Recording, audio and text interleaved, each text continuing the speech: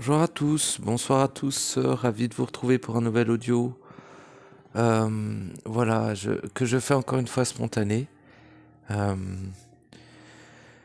qui sera peut-être un peu plus mou ou plus lent qu'à l'accoutumée, ou en tout cas que les deux derniers. J'ai envie de dire heureusement. Le sujet des deux derniers me demandait une grande utilisation qui pourrait paraître excessive du principe de volonté, mais pas seulement. Principalement du courroux de la pureté, qui peut être confondu avec de la haine vibratoire ou avec tout un tas de formes de choses auxquelles sont soumis les êtres limités qui croient être libérés. C'est normal de me confondre avec ces êtres. Cependant, la vibration n'est pas similaire. Les propos le sont.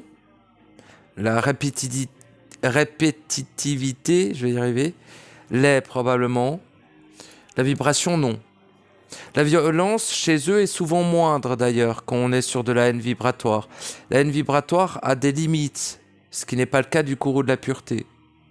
Il y a aussi le fait de le confondre avec le chevauchement, que cela soit astral, mais on n'en est réellement plus là. L'astral ne concerne que les humains. Bon, 99,99% des êtres quand même, mais les êtres en processus le sont de moins en moins concernés, pour autant qu'ils fassent autorité sur l'astral. Se désastraliser, si vous voulez. Quand je dis faire autorité, c'est se désastraliser. Mais se désastraliser n'est que le début, n'est que la base requise à l'enclenchement du processus réel pour moi. Dans le processus, vous êtes amené à vous désastraliser, mais ça reste... c'est une nécessité liée à la liberté. Cependant, c'est amplement insuffisant de se désastraliser. Il n'y a pas que l'astral qui cherche à vous interférer, dira-t-on.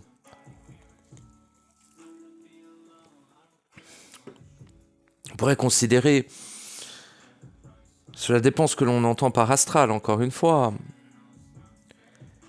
Si l'on dit astral et que l'on entend tout ce qui est externe, je dis oui. Cependant, ce qui est externe ne doit pas être... On ne doit pas oublier que l'on a créé l'extérieur. Donc, finalement, ça en revient au même, peu importe quel mot est utilisé. Ce qui est important, dans un premier temps en tout cas, c'est de contrôler l'influence qu'a les forces sur soi. En général, peu importe ces forces, finalement. Définir quelles elles sont me semble intelligent, mais ne semble pas absolument nécessaire. Ce qui est fondamental est de, finalement, cesser de participer, que cela soit au jeu, cesser à la fois de donner son consentement, mais cela va plus loin. Bien évidemment, faire autorité, et tout un tas d'autres systèmes que j'ai déjà... systèmes plus ou moins, mais fonction de l'action, fonction des capacités individuelles de l'être, qui doivent être utilisées, qui, dans l'état amnésique et dans l'état de nourriture, sont éteintes, mais pas mortes, quoi, bien heureusement. Il suffit de les réveiller, de les révéler à soi, de les utiliser, de les intégrer, de les assumer, de les canaliser, mais depuis l'intérieur de soi, si vous voulez, jamais à l'extérieur. Donc, quand quelqu'un... Il m'est arrivé de l'utiliser, ce terme, mais quand quelqu'un vous dit, très rarement, mais quand quelqu'un vous dit quelque chose qui descend, qu'est-ce qui descend? Qu'est-ce qui est en haut? Il n'y a pas votre être en haut. Le réel n'est pas en haut. L'immanence n'est pas en haut. L'absolu n'est pas en haut. La lumière n'est pas en haut. Qu'est-ce qu'il y a en haut? Il y a la fausse lumière. Il y a l'inverse. Il y a le positif. Il y a les cristallins. Il y a Lucifer. Voilà ce qui est en haut. Il y a les faux dieux. Voilà ce qui est en haut. Voyez-vous? Et en bas, il y a quoi? Bah, il y a les forces de la densité. Il y a les forces sataniques, démoniaques. Il y a les forces du chaos corrompu. Il y a les forces du néant corrompu. Voilà ce qu'il y a en bas. Donc, si un être parle de son double en disant « il descend vers moi », qu'est-ce donc que ceci? Sans doute et en certitude, ce n'est pas du tout ce que l'on pourrait considérer comme ton être, qui est confondu avec le double. Je n'ai jamais apprécié forcément cette notion de double, même si dans le tout début de mes audios, je parlais de double, mais pas nécessairement éthérique. Je parlais du double en disant le double étant ton être entier. Je n'ai jamais parlé de double éthérique, de double supérieur, ou quoi que ce soit. Et c'est important. Parce qu'il faut cesser de créer une hiérarchie ou une catégorisation. Une catégorisation éventuelle au niveau du constat, mais pas au niveau du vécu. C'est-à-dire que vous ne pouvez pas hiérarchiser votre intérieur. Dans le sens de dire, moi je suis une étincelle, il y a mon être entier, il y a mon être absolu. Ceci est un constat réel, concret. Cependant, il n'est effectif que par l'illusion de l'hologramme, la réalité de l'Otherside et cette séparation, si vous voulez, entre ces trois paradigmes que sont l'hologramme, la réalité de l'Otherside et le réel. Mais autant votre étincelle n'est pas réellement séparée de votre être entier, autant votre être entier n'est pas réellement séparé de votre être absolu.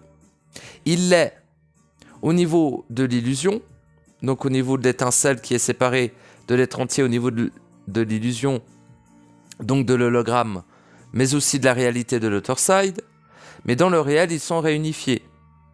Donc l'être entier est réellement entier dans le réel. Il peut l'être ici si l'étincelle est lui-même ayant effectué la fusion entre les deux. Tout simplement, ce n'est pas... comment dire ? Ce n'est pas des notions ésotériques, c'est des notions de vécu instantané. C'est même pas réellement des notions, c'est du vécu. Il est systématiquement le signe, et pas seulement, que cela est centrique, que cela est de l'ordre de l'équilibre et de la neutralité, du point zéro, blablabla. Ces signes vibratoires internes de vécu vous permettent de valider ce qui est concret dans votre réel et vos mondes internes, ainsi ce qui est concret dans votre existence en général.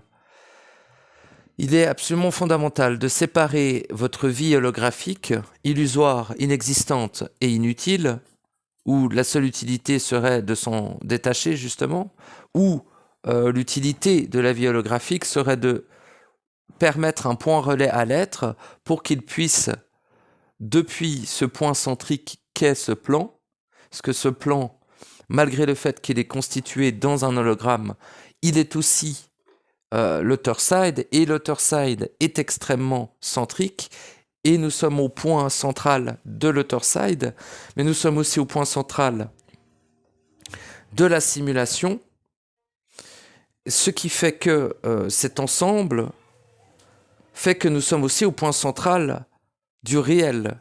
Et donc, finalement, nous sommes aussi au point central de l'inémanence. Et, en plus, chacun de nos corps, au centre, il y a l'être. Il y a le réel individuel. Donc, si l'on aligne tous ces centres en soi-même, nous créons le canal bien avant l'initial, le canal absolu finalement, nous recréons le canal absolu qui permet à l'étincelle d'être en l'être entier et de l'être entier en l'être absolu et l'être absolu lui-même en absolu dans l'inémanence. Mais pour que tout ceci se fasse, il est nécessaire d'assumer d'annuler, de dissoudre, de transcender 3 choses. La première, toute création, dans l'ensemble de la totalité des dimensions, des vies, des plans, en simultané, en absolu et en totalité. Que cela soit ce qui est créé par l'imagination dans l'hologramme et ce qui est créé par les vécus synthétiques dans l'Otherside, les diffractions, les traumas, etc. Mais aussi ce qui est créé par vibration, je répète, putain de bordel de merde, dans le réel. Ceci constitue aussi une forme de prison finalement, c'est-à-dire que vous avez 2 choix présentement. Soit vous vous arrêtez à la naissance, vous avez accès au réel. Cependant, du fait que vous vibrez et que vous n'avez pas assumé l'ensemble de la totalité de ce qui a été vibré depuis l'initial, bien avant et bien après la finalité, et entre deux, bien sûr, dans l'ensemble, eh bien, vous n'aurez pas accès au paradis des paradis, donc à l'inémanence, donc au fameux réellement au repos. Car tout en chacun, la plupart d'entre vous, soit allés dormir. Eh bien, vous irez dormir une fois, vous souhaitez tous, de mon point de vue, d'après ce que vous me renvoyez, aller dormir dans le repos. Eh bien, le repos se fera lorsque vous serez retourné en inémanence. Le retour à l'absolu ne se fait pas lors de la mort. Il se fait lors de la non-vie ici. Si vous mourrez dans 1 heure ou dans quelques secondes, vous aurez la possibilité d'accéder au sas éventuellement et de pouvoir compléter ce qui était encore nécessaire pour finaliser votre processus de naissance en absolu. Donc premier point, annuler toute création. Deuxième point, annuler tout ce qui a été vibré et émané depuis l'initial bien avant, jusqu'à sa finalité et bien après. Voilà. Ça, c'est les 2 points très importants. Et le troisième est de rétracter toute vibration, vibrer même intérieurement, afin d'annuler la vibration elle-même, afin d'annuler l'être vibratoire lui-même, pour qu'il se rétracte dans l'être absolu, lui-même en absolu, donc dans l'inémanence, lui-même ayant rétracté la manifestation de la projection de sa propre présence. Rétracter l'ensemble de la totalité de l'être dans la présence de l'être en inémanence. Ceux-ci sont les 3 points, 3 fondamentaux, les 3 choses à être et à faire pour accéder au paradis des paradis, finaliser votre naissance en absolu, assumer d'être et être libre, tout simplement. En sous-entendant que si vous n'annulez pas votre réalité vibratoire, c'est-à-dire vous dans le réel, eh bien, vous, d'une certaine manière, aurez accès au réel, serez dans le réel. Je vous parle après cette vie, hein. Donc c'est merveilleux. Cependant, le réel constitue...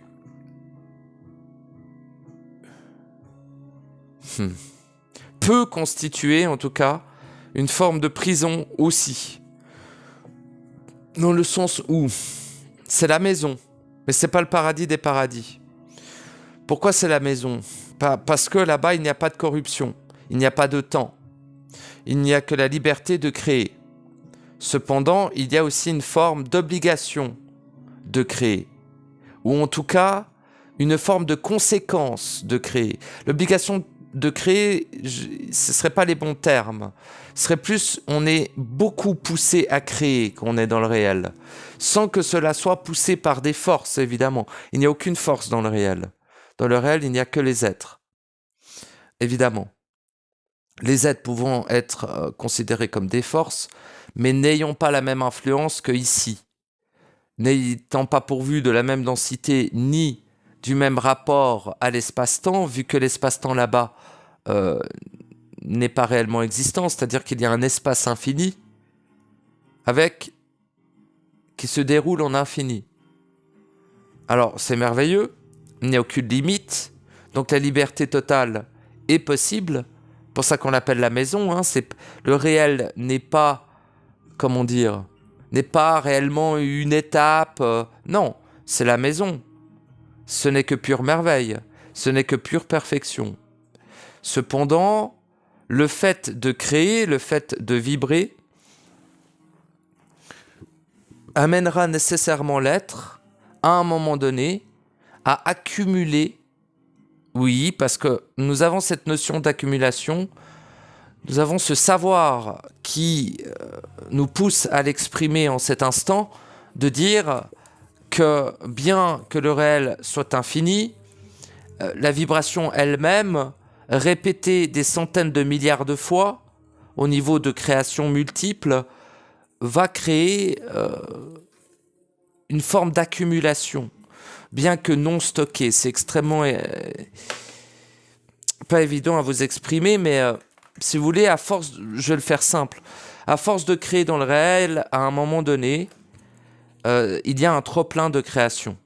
Ce trop-plein de création, pour être jugulé, pour être maîtrisé, pour être équilibré, il se passe ce que l'on appelle une diffraction. La diffraction permet à cette vibration d'être stockée dans une densité, car la densité peut contenir énormément plus de vibrations que ne peut le contenir le réel, qui lui est quasiment d'aucune densité, c'est-à-dire qu'il peut avoir une densité effective selon l'interaction avec les vibrations que constitue ce réel, c'est-à-dire que vous pouvez toucher une pomme dans le réel, mais à partir du moment où vous arrêtez de la toucher, cette pomme n'a plus aucune densité, même si visuellement elle a le même aspect.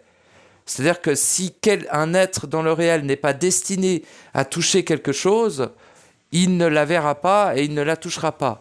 Vous voyez, c'est une sorte de loi un peu d'autocréation. Les êtres qui ne créent rien dans le réel ont accès à moins de choses que les êtres qui créent d'ailleurs. Parce que les êtres qui créent, nourrissant cette création, jouissent d'un accès plus large, non pas au réel, mais à ce qui est créé dans le réel. Donc en gros, il y a un peu deux catégories d'êtres dans le réel, ceux qui créent, ceux qui ne créent pas. Ceux qui créent, à un moment donné, prennent le risque, dira-t-on, même si c'est un peu bizarre de parler de risque quand on parle du réel, mais prennent le risque systématique. Je dis systématique, je ne parle pas des énergies systémiques, ça c'est autre chose, qui pour moi n'ont absolument rien à voir avec le réel. Pour moi, les énergies systémiques viennent du plan morantiel et ne sont absolument pas des forces du réel. Alors, cependant, si vous voulez, d'une certaine manière, les êtres dans le réel peuvent envoyer des impulsions ici, peuvent envoyer des vibrations ici, et souvent, elles sont terraformées, j'allais dire, elles sont modifiées, elles sont mutées, elles mutent, elles se modifient, ces vibrations, pour donner l'énergie systémique. Mais pour moi, l'énergie systémique n'est pas parfaitement centrique. Il y a, pour moi, au niveau de l'énergie systémique, une nécessité d'utiliser les forces systémiques à un moment donné ou à un autre dans le processus, surtout au début. Mais au bout d'un moment, il faut faire autorité sur ces forces systémiques pour ne pas se faire imposer quoi que ce soit par le morantiel, ou même, ce qui est normal, hein, mais même par le réel lui-même. Sachant que les forces systémiques sont, si vous voulez, les forces diffractées de l'intention des êtres du réel. Pour ceux qui savent que l'on existe, parce que comme je vous ai exprimé, la plupart des êtres dans le réel n'ont aucune notion que l'on existe. Vous me direz pourquoi les autres ne parlent pas de nous. Parce que cela nous dépasse totalement au niveau de l'entendement de ce que sont les lois du réel. Quand je parle de loi, je parle d'évidence. Je parle de choses que tout le monde respecte sans forcément l'avoir étudié. Je parle de choses qui sont inhérentes au naturel de la vie. Je ne parle pas de lois que l'on connaît ici, bien évidemment. La causalité et toute autre loi ne s'applique pas dans le réel. Il faut bien comprendre cela aussi.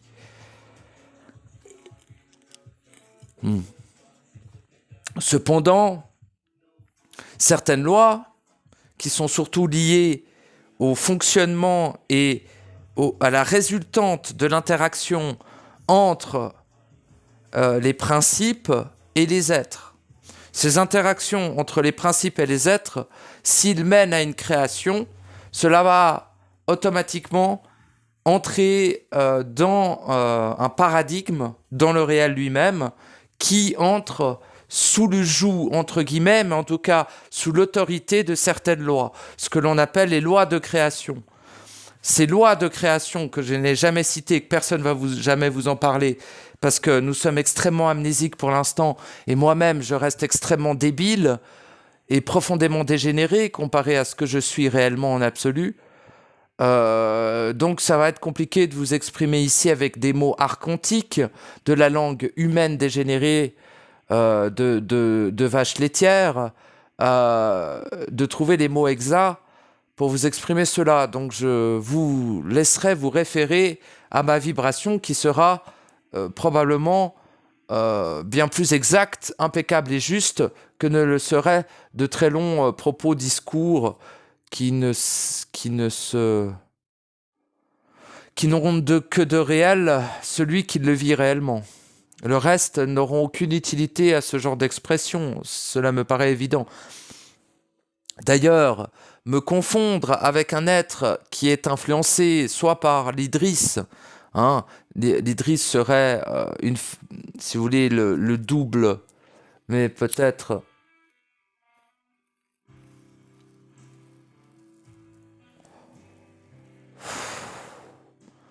d'une forme et d'une manifestation différente de ce que l'on appelle le Némésis. Certains pourraient croire que l'astral a encore une influence sur moi. Certains pourraient croire énormément de choses me concernant. Mais sachez que ça n'a pas réellement une grande importance.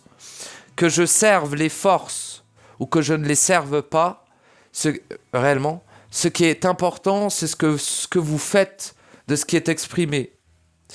Et pour ceux qui n'ont plus la nécessité d'écouter mes audios, c'est merveilleux. Cela veut dire que votre savoir individuel, votre connectique avec le soi est suffisamment développé, suffisamment précisé, suffisamment vécu pour que votre autonomie soit quasi totale, voire totale. De ce fait, l'écoute de mes audios ne sont que de simples validations, mais très probablement pour certains d'entre vous, une titanesque perte de temps. Je ne vais pas m'excuser pour la perte de temps occasionnée, car c'est vous qui perdez votre temps tout seul. Si vous êtes en capacité de savoir l'entièreté de toute chose, je vous conseille d'agir sur le champ. Car même si vous supposez avoir suffisamment agi, sachez que ça n'est absolument pas le cas. Tant que vous n'êtes pas en rétractation totale et absolue de votre être dans l'inémanence, il reste des choses à faire, je vous le dis. Ne croyez pas être en rétractation, mes amis. Être en rétractation demande énormément. Ça ne veut pas dire que vous n'en êtes pas capable. Peut-être que certains d'entre vous vivent déjà une rétractation, d'ailleurs. Mais ces êtres-là n'ont aucun intérêt à écouter mes audios. Ce sont des êtres qui dépassent l'excellence. Ce sont des êtres totalement hors catégorie. Ces êtres-là n'ont absolument rien d'humain. Ces êtres-là n'ont rien à voir avec les êtres que vous pouvez croiser ou entendre. Ces êtres-là, quand ils écrivent un commentaire, tous savent immédiatement à qui ils ont affaire. Donc il n'y en a pas tant que ça, mais il y en a. Qui sont sur le chemin de l'absolu, il y en a. Chemin de l'absolu, dira-t-on, au retour à l'absolu en soi, bien évidemment. L'absolu n'est pas externe, il est l'ensemble de la totalité. Il ne peut pas être que externe. Bien évidemment que l'absolu est aussi finalement l'externe. Disons que l'externe est dans l'absolu, quoi, plutôt. L'externe est l'inverse de l'inémanence, si vous voulez. L'externe est l'émané. L'externe est le manifesté. Il est donc l'inverse du non-manifeste. Le non-manifeste pourrait être considéré comme le réel, qui n'est pas manifesté dans une forme de densité, mais il est tout de même manifesté dans une vibration. Même si cette vibration est libre, il n'est pas considéré comme étant l'inémanence. Donc, il n'est pas considéré comme étant l'absolu, mais plutôt la manifestation de la présence de cet absolu, le réel, voyez-vous ? Et encore une fois, ici, on est dans une partie du réel qui a été inversée, diffractée, corrompue, en dégénérescence perpétuelle, en phagocyte totale et titanesque, et que l'on appelle le tombeau de l'éternité. Tout simplement. Et vous l'avez créé, hein, bien évidemment, comme l'ensemble de la totalité des saloperies qui vous entourent. Je ne parle pas des êtres que vous croyez être vos frères et sœurs humains, mais je parle des choses que vous ne voyez pas. Avec vos yeux, en tout cas. Donc, bien sûr, comme mes propos seront toujours teintés d'une petite pointe de ce que l'humain ou l'amnésique considère étant l'ésotérisme. Non, l'ésotérisme est une science de vache malade. Ça n'a rien à voir avec ce que j'exprime sur cette chaîne. Même si certains des propos sont basés sur des notions ou des recherches d'études ésotériques. Les mots, oui, la vibration menant à l'information, aucunement. Même si je n'émane pas, la vibration interne, de par mon expression, eh bien, mène à l'information du réel, du savoir, quoi. De votre propre savoir, finalement. Mais vous ne suivez pas ma vibration à l'extérieur, ma vibration réveille la vôtre et vous suivez votre vibration à l'intérieur. C'est très important. Si vous suivez ma vibration, vous vous perdrez. Vous allez vous perdre. Parce que moi, j'attends personne et je suis pas trop un enfant de cœur. Enfin, ça dépend. Ça dépend, mais moi, je te sauverai jamais. C'est une certitude. Jamais. Je ne sauverai jamais personne. En absolu, en totalité. Donc, c'est un peu compliqué de me suivre. Parce que tu vas de toute façon, à un moment donné, te dire « Ah ouais, non, mais je vais arrêter parce c'est un fou furieux » ou bien d'autres raisons. Ce qui est sûr, c'est que tu ne pourras jamais te sauver en passant par ma vibration. Jamais. Tu ne pourras que te sauver en passant par la tienne. Et pour passer par ta vibration, il est nécessaire de la ressentir, ta vibration. Car l'information, tout est vibration, est une information réelle. Ici, tout est vibration. Alors, déjà, l'animal humain, la plupart des animaux humains, que ce soit humain ou autre, hein, les êtres en général, amnésiques aussi, partent de certaines suppositions et partent d'une supposition qui est relativement enfermante. Il y a beaucoup de choses, en fait, qui ne permettent pas à l'être de ressentir réellement sa vibration. Premièrement, quand on lui dit « tout est vibration », il dit oui, mais il ne cherche pas à le vivre en lui-même. Ceci est pour moi une des erreurs principales de l'être aussi, hein, qui se prétend au processus, ou qui croit l'être, ou qui l'est. Mais celui qui l'est, à un moment donné, sera porté à vérifier l'ensemble de la totalité. Sans aucune exception, en tout cas de ce qui le concerne, encore une fois. Il est important de cerner la nuance en ce qui vous concerne et ce qui ne vous concerne pas. Le problème là-dedans, c'est que la plupart du temps, vous ne vous sentez pas concerné alors que vous l'êtes. Donc c'est un peu coton, quoi. Dans un sens, vous vous dites, non, je ne suis pas concerné par les êtres qui égorgent des enfants dans des caves. Bah, si vous vibrez, vous êtes concerné. Si vous émanez, vous êtes concerné. Si vous pensez, vous êtes concerné. Si vous avez des émotions, vous êtes concerné. Pourquoi ? Parce que vos émotions nourrissent les êtres qui égorgent les enfants. Vos pensées nourrissent les êtres qui égorgent les enfants. Votre vibration crée les êtres qui égorgent les enfants. Votre émanation engendre les êtres qui égorgent les enfants. Donc, vous en êtes pas responsable, mais cela vous concerne. Voyez-vous l'idée derrière le fait d'explorer sa propre vibration, c'est aussi pour rétracter sa participation, non pas forcément au jeu illusoire, ni à l'Otherside, la création synthétique, mais en allant encore plus loin, en cessant de participer au jeu vibratoire. Parce que vous n'êtes pas seulement une vibration, vous êtes avant toute chose un être. Et un être n'est pas nécessairement un être vibrant. Pas nécessairement. Et bien au contraire même. La présence n'a rien à voir avec la vibration. Et l'être provient de la présence de l'être.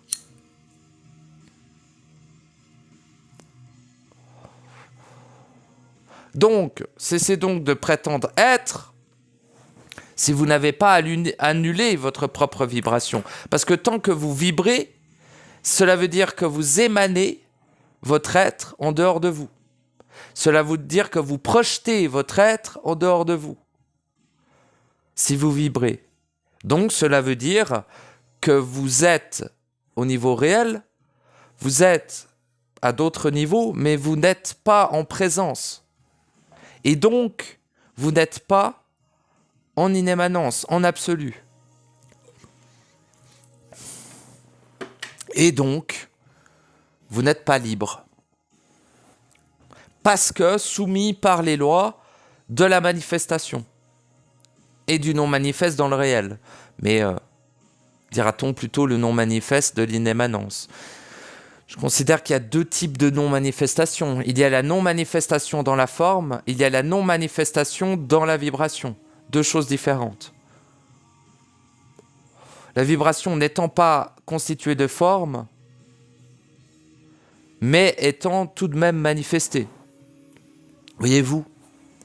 Donc, le plan de la pureté, que vous soyez d'accord ou non, que vous y participez ou non, que vous en ayez quelque chose à foutre ou non, se fera avec ou sans vous.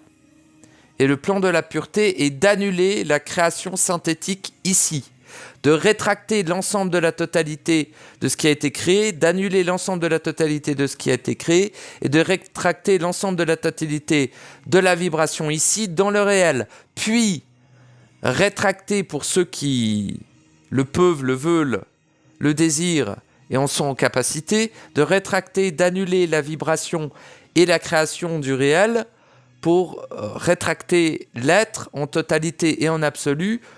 Je dis rétracter, peut-être ce sera un autre mot un jour, dans l'inémanence, pour que la présence de l'être soit en absolu libre, tout simplement. Et que l'être puisse être en absolu et en liberté totale.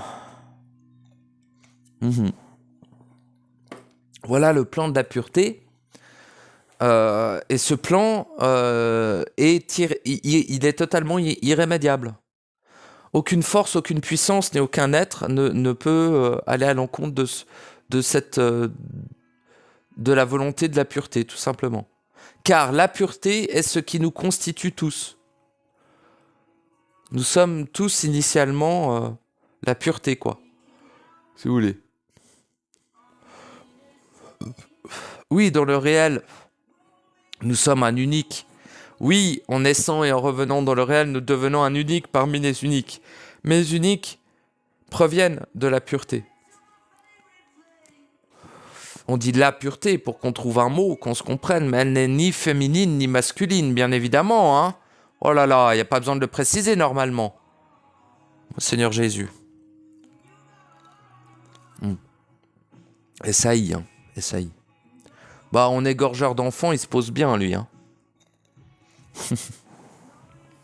Ne croyez pas ne soyez pas aveuglés, que cela soit par votre lumière ou celui de l'autre. Très important. Ne soyons pas non plus oppressés par l'ombre, hein, bien sûr. L'équilibre est important. Dans toute chose, l'équilibre est fondamental. Avant même toute dynamique que j'avais dans le processus, j'étais déjà, depuis l'âge de mes 12 ans... non, attends, non, un peu plus tard, excusez-moi. Non, 14, de mes 14 à mes 18, j'étais dans la recherche de l'équilibre. Même si je comprenais pas grand-chose à ma vie. Hein. Et cette recherche de l'équilibre ne m'a jamais quitté. Donc quand j'entends un dieu amnésique, j'allais dire une créature humaine, mais elle n'est pas que humaine, mais une créature amnésique, sous-entendre que je ne suis pas en équilibre, je ris.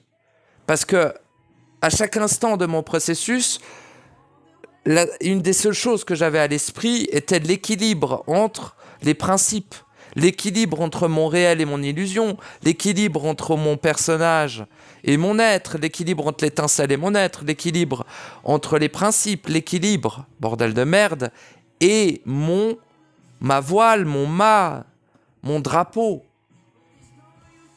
Enfin, le drapeau serait plus liberté, mais vous avez capté. Donc, à ne pas tout confondre. Ne pas confondre les mots exprimés et la vibration. Ne pas confondre les deux. Ne pas croire que je suis un être qui cherche parce que vous n'avez pas trouvé. Ne pas croire que je ne suis pas un être né en absolu parce que vous ne l'êtes pas. Encore. C'est éphémère. Dans l'illusion du temps, de la forme, des timelines, de toute cette merde qui vous entoure, oui, cette merde, on est dans le tombeau de l'éternité. Nous sommes dans... Enfin, le tombeau, c'est pour trouver un nom et c'est réel, mais c'est plus c'est un peu un dépotoir, un peu, tu sais, aussi. Pas trop... Oui, c'est un tombeau, mais c'est aussi un dépotoir, quoi, un peu. Un dépotoir dans le sens plutôt stock, plus que dans le sens nocif du terme. Ce lieu, fondamentalement, entre dans une fonction qui n'a pas pour raison d'être nocif.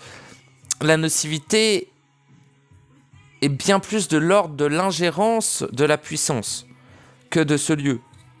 Ce lieu entraîne évidemment que l'on soit amnésique et que l'on rentre immédiatement dans une ingérence de puissance, évidemment. Mais ça n'est pas la corruption de ce lieu qui fait notre nocivité. Ça y participe, évidemment. Mais ce qui fait notre nocivité, c'est le fait que l'on n'assume pas ce que l'on crée. C'est tout. Et pour ceux qui disent « Moi, je veux cesser d'être un créateur », je te dis noble, mon cher ami, c'est exactement ce qu'il faut faire. Évidemment, mais avant de vouloir cesser d'être un créateur, première chose, cesser de créer, et deuxième chose, annuler la totalité de ce qui a été créé. Et ça, mon ami, ça ne se fait pas en quelques heures, ou même quelques jours. D'accord ? Même pour les plus rapides. Je connais des êtres extrêmement rapides. Cependant, l'annulation de la création, de l'émanation et même de la vibration, parce que c'est lié. Comment t'expliquer qu'à l'époque, il fallait une centaine de cycles? Donc à peu près 1 million d'années. Donc environ 100 000 vies. Je ne sais pas si tu te rends compte. Qu'à l'époque, il fallait environ 100 000 vies. Je compte très mal, on s'en fout. Il fallait environ 100 000 vies pour annuler toute création. 100 000 vies de plus pour annuler tout ce qui a été émané. Et 1 milliard de putain de centaines de milliards de vies de plus pour annuler toute vibration. Donc toi, jeune fœtus, qui était une vache dégénérée, une titanesque saloperie il y a à peine quelques années, ne crois pas que tu vas pouvoir annuler tout ça en 2-3 petits mouvements. Ce n'est absolument pas le cas. Cessez donc de me demander si vous... Ah, est-ce que j'émane, est-ce que je vibre? Bien évidemment que oui. Bien évidemment que oui. Cela fait des centaines de milliards de vies ou d'années que tu vibres, que tu émanes et que tu crées. Ça va ne pas se faire en 2 coups de baguette magique. Cependant, il y a une progression nette et précise de certains de mes proches en ce sens. Mais bon, On n'est pas encore rendu, comme on dit. Et pourquoi est-ce que moi, je suis déjà rendu? Et ben, ça casse encore une fois bien les couilles, parce que j'aimerais aussi peut-être être dans leur situation, quoique. Mais pourquoi est-ce que moi, j'ai déjà rétracté toute cette merde Bon, j'ai pas encore annulé totalement en absolu ma propre vibration, je suis OK avec ça, mais c'est en cours. Cependant, le fait que je ne l'émane pas, jamais, depuis plus de 12 ans, fait que c'est... et même quand je crie et machin, je n'émane pas. Ma vibration ne sort pas de mon être. Ces audios ne contiennent pas de vibrations cristallisées, densifiées, émanées. Ces audios contiennent ce que vous vivez. C'est une vibration vibrée interne, qui n'est pas émanée.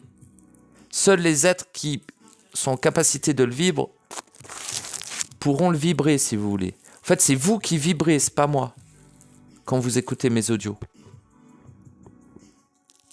Vous ne pouvez pas accéder à moi depuis mes audios, ou très peu d'entre vous. Et ceux qui sont en capacité de le faire sont souvent très respectueux dans leur approche, donc ça joue. Après, quand je fais une session, par contre, ça faut que je fasse plus attention, parce que là, du coup, j'ouvre les ponts entre la créature dégénérée que j'ai en face, non, je déconne, entre l'être en processus que j'ai en face et moi.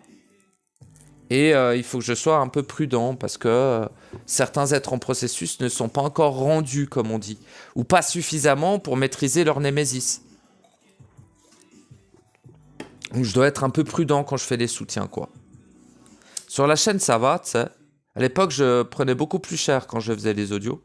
Maintenant, ça me fait presque plus rien. Mais c'est vraiment dans les sessions que je dois être plus prudent, quoi. Enfin voilà, j'espère que j'ai plus envie de parler de notion depuis qu'un commentaire m'avait parlé de notion, que ça m'avait énervé. Mais enfin énervé. Disons que je vois beaucoup de propagande de l'unité, et puis vu que beaucoup de sacs à merde de Soras de putain de déchets, serviteurs des forces baphométiques, et donc de l'anéantissement de l'éternité, du viol de la vie, propagande beaucoup sur ce genre de choses.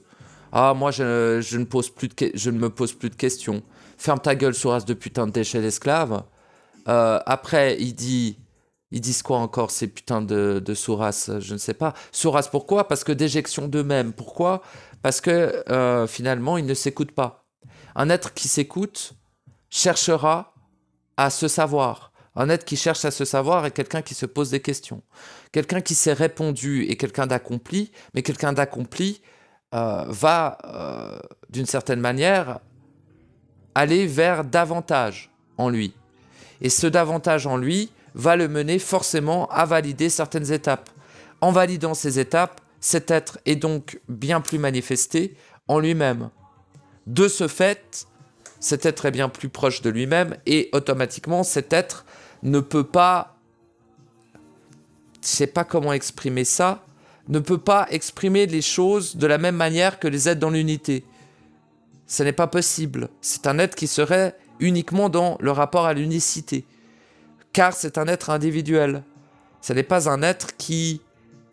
Je sais pas comment dire. Après, on peut les confondre. Il y a des êtres dans l'unicité qui utilisent des termes à l'écrit qui sont des unitéens, tu vois. Et tu te dis, mais qu'est-ce qu'ils racontent? Et en fait, non, ça joue. Mais c'est très subtil. Ça dépend comment l'être vibre.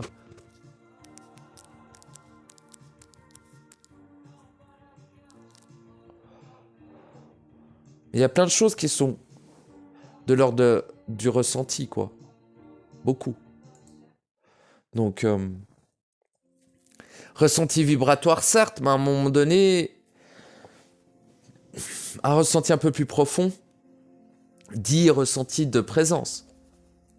Le ressenti de présence informe énormément sur où on est l'être par rapport à lui-même, finalement.